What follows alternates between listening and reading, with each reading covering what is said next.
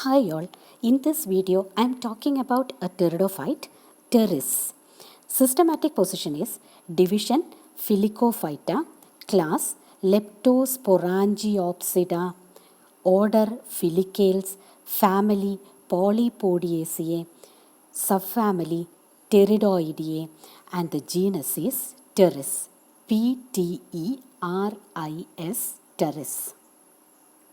This is a cosmopolitan fern being distributed in almost all geographical regions. It prefers tropical and subtropical climates. Plants usually grow in well-drained places. They are very common along the slopes of hills and can be seen even at 2,400 meters above the sea level. It is represented by almost 250 to 280 species under the genus Pteris. And some of the common species of the Pteris are Pteris vittata. Here you can see the picture. Pteris vittata. V-I-T-T-A-T-A. This is Pteris vittata and is commonly seen in Kerala. Some other members are Pteris pellucida, Pteris Pellucida, Pteris pellucida, Pteris wallichiana, Pteris Wallichiana,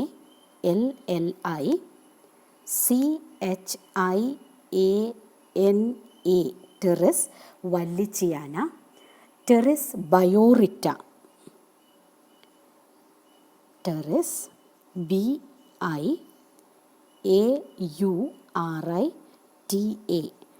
These are some common members seen in India under the genus Pteris. Pteris is a sporophytic plant and the plant body is differentiated into a subterranean rhizomatous stem. See this. This is the subterranean rhizomatous stem. And leaves. See, these are the leaves. The subterranean rhizome carries roots. See this. These are the roots. Thus, the sporophytic plant body of Pteris is differentiated into root, rhizomatous stem and leaves. The primary root is ephemeral and are replaced by a large number of adventitious roots developed all over the surface of the rhizome. These are very small and branched. Here you can see the roots. These roots are very small and branched. The rhizome of the stem may be creeping or erect, which may or may not show branching. The rhizome is differentiated into nodes and internode and is covered by scales all over the surface. All over the surface of the rhizome, you can see the scales, and the growing tip is covered by ramenta, R-A-M-E-N-T-A. This ramenta is seen only on the growing region, and all over the rhizome surface is covered by the scales. The leaves are borne on the upper surface of the rhizome. When young, these leaves are spirally coiled. Here you can see the young leaves. These leaves are spirally coiled when young and are circinate in vernation. Circinate, C-I-R-C-I-N-A-T-E. This type of coiling of new leaf is known as circinate vernation. The leaves are pinnately compound. Here you can see the pinnately compound leaves. The leaves are carrying a central axis known as rachis and numerous pinnae. See, these are the pinnae on both sides of the rachis. That is, the leaves are pinnately compound. The pinnae are small at the apex and at the basal region of the rachis. Thus, the leaf is giving an ovoid shape. See, like this. This is due to the size difference in the pinnae arranged on both the sides of the rachis. The pinnae are very often coriaceous and all the leaves are fertile. It carries sori, S-O-R-I. The leaves carry sori along the ventral margin of the pinnae except the apices of the segment. That is, all leaves in the genus Pteris is fertile. Here, the leaves are sessile, that is, it is directly attached to the rachis. Now, moving on to the internal structure of the genus Pteris. First, we will look into the anatomy of rachis or petiole. Here you can see the anatomical structure of petiole. The outermost layer is covered by single layered epidermis. See, this is the single layered epidermis. And single layered epidermis is covered by the cuticle. It is covered by cuticle. You can see the hairs of ramenta. See, these are the ramenta on the epidermis. Ramenta, R-A-M-E-N-T-A, ramenta. Inner to the epidermis is sclerenchymatous hypodermis. See this is the sclerenchymatous hypodermis. Inner to the hypodermis is the parenchymatous cortex. It carries closely packed parenchymatous cells without intercellular spaces. The central region of the cortex is occupied by C-shaped, U-shaped or V-shaped leaf trays. C-shaped, U-shaped or V-shaped stele. The stele carries a central xylem. This is the xylem. And the xylem carries two adaxial hook. See this. These are the adaxial hook of xylem. The xylem is surrounded by the phloem. The outermost layer of the stele is the pericycle. Here you can see 2 to 3 layers of pericycle. The cortex is delimited from the stele through the endodermis. Here you can see single layered endodermis. This is the single layered endodermis. This is the anatomical features of petiole in Pteris. Anatomy of root. TS of root shows outermost layer single layered piliferous layer. See, this is the single layered piliferous layer or epidermis. Inner to the epidermis is the cortex. And the cortex is differentiated into outer sclerenchymatous cortex and inner parenchymatous cortex. The cortex is delimited from stele through single layered endodermis. Here you can see single layered endodermis. Here the stele is a protostele. Stele is a protostele, that is centrally occupied xylem surrounded by the phloem. Thus the stele is a protostele. This is all about the anatomy of root in the case of Pteris. Anatomy of rhizome. As in the case of root and petiole, the rhizome also shows the single layered outer epidermis.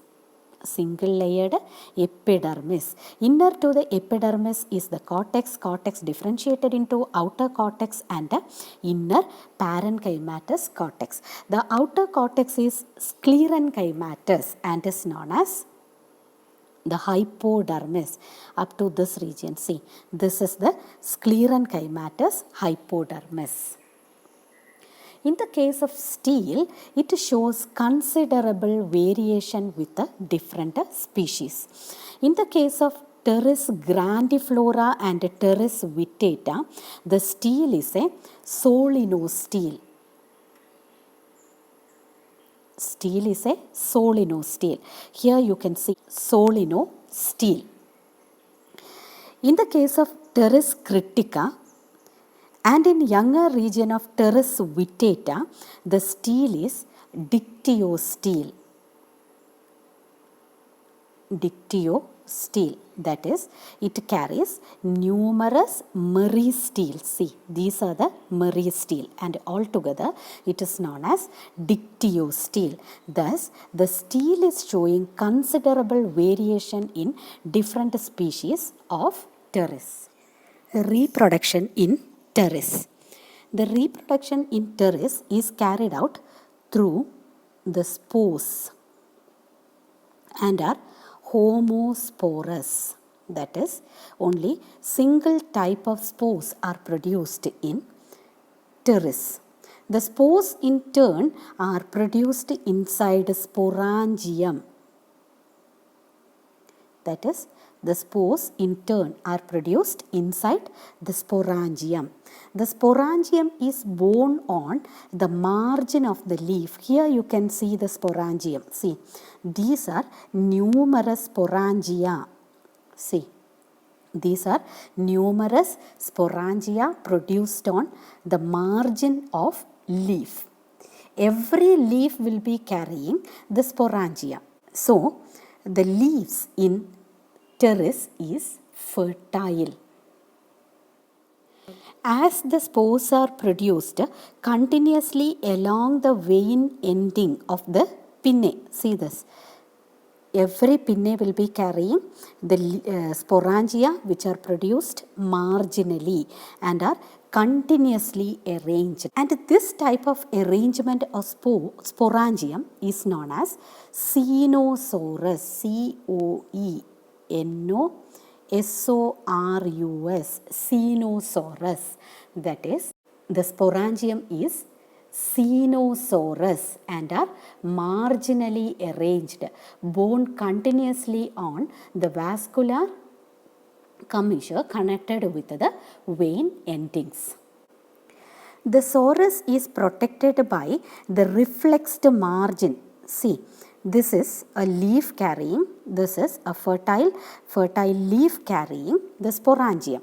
Here you can see the sporangium. See this, these are the sporangium. To protect the sporangia, the leaf margin get reflexed. See this, the leaf margin is getting reflexed to protect the sporangia, and this reflexed margin is known as falx indusium. This region of the leaf margin is known as falx indusium, I-N-D-U-S-I-U-M, indusium, falx indusium. The sorae are of mixed type and intermingled with many sterile hairs in between the sporangia. Now, moving on to the structure of sporangium, the sporangium is leptosporangiate type, L-E-P-T-O-S-P-O-R-A-N-G-I-A-T-E, leptosporangiate type. That is, the sporangium is developing from a single initial. So, this is known as leptosporangiate type. The sporangium is carrying a long slender stalk. Here you can see the long slender stalk. This is the long slender stalk and an oval body. See this, this is the oval body known as spore sac or the capsule. That is, the sporangium is carrying a long stalk and an oval spore sac or the capsule. The spore sac is carrying a single layered jacket. See this, here you can see a single layered jacket. This is the single layered jacket of the spore sac. Some cell of the jacket is modified into thick walled annulus. See, this is the thick-walled annulus, and the thin-walled stomium. See this. This is the stomium, S-T-O-M-I-U-M, and red color marked region is the annulus, A-N-N-U-L-U-S, annulus and stomium. Annulus is ring-like structure and vertically elongated cells. It begins from the stalk on one side and encircle the top and extend up to the halfway on either side, where it joins with the stomium. Annulus cells have a thickened inner tangential wall. See this. This is the thickened inner tangential wall and a radial wall. It helps in the dehiscence of the sporangium and for dispersal of the spores.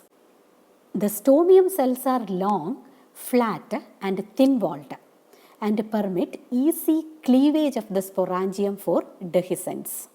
The young sporangium is green in color and on maturity it turns brown. Inside the sporangium, you can see the spore mother cells, and these spore mother cell, see this, these are the spore mother cell. These spore mother cells undergo reduction division to produce spores. Here the spores are homosporous, that is, all the spores are identical in size. I have already told you that the plant is a sporophyte and these spores are produced after reduction division. So, the spores produced will be haploid. Here you can see the leaf margin carrying the sporangium. See, these are the numerous sporangium produced on the leaf margin. This is the false indusium. The haploid spores on germination produces the gametophyte. Gametophyte of the teres, that is the prothallus. That is, the prothallus is produced after the germination of the haploid spores. Here in the case of teres, prothallus is cordate or heart-shaped structure. See this. This is a prothallus and this prothallus is heart-shaped or cordate in structure and are dorsiventral, short-lived, and are also anterior-posterior. That is, on the upper side it produces the archegonia, and on the lower side it produces the antheridia. The prothallus is green in color, small, flat, thin, thallus-like autotrophic structure. It carries a U-shaped apical notch. See, here you can see the U-shaped apical notch. This is the U-shaped apical notch. Inside the apical notch, it carries meristematic cells. In teres, the prothallus is monoecious and protrandrous. That is, antheridium developed earlier than the female sex organ archegonium. The archegonia are developed from the cushion-like region behind the apical notch. Here you can see the archegonium. See this. Archegonia are developed behind the apical notch.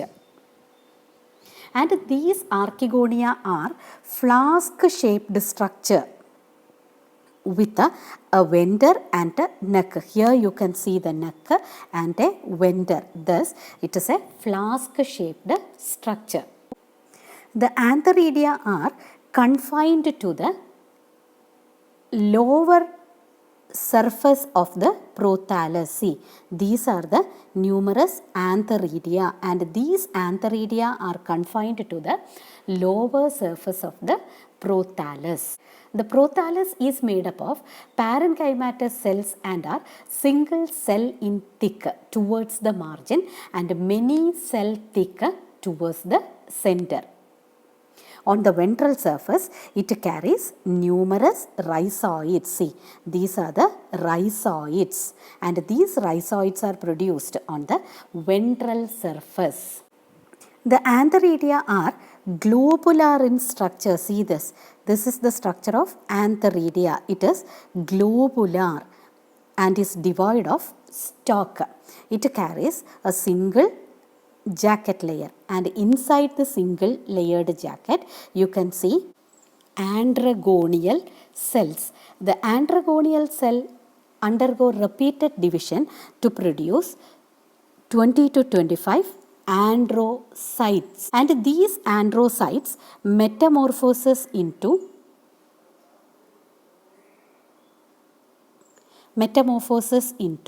the antherozooids. ANTHEROZOID, that is androcyte metamorphoses into numerous antherozooids. The antheridium at maturity absorbs water and swells. Due to the increase in the pressure within the antheridium, the cover cells split apart, releasing the antherozooid in a thin film of water present on the surface of prothallus. At the same time, the ventral canal cell and neck canal cell disintegrate, forming an open passage for antherozooids. Once the antherozooid fuses with the egg, the zygote is produced. This diploid zygote develops into a new sporophytic plant of pteris. Here you can see the life cycle of the pteris. The pteris is sporophytic, that is diploid. It produces the haploid spores inside the sporangium. The leaf which produces the sporangium is fertile and are known as sporophyll. The sporophyll is diploid and the spores are haploid.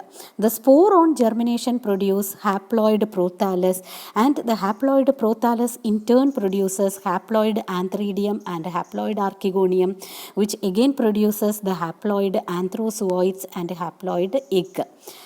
After the fertilization of antherozooid with the egg, the diploid oospore is produced. The diploid oospore develops into the diploid embryo, which in turn develops into the pteris prothallus. This is all about the structure and reproduction in pteris. Happy learning. Bye.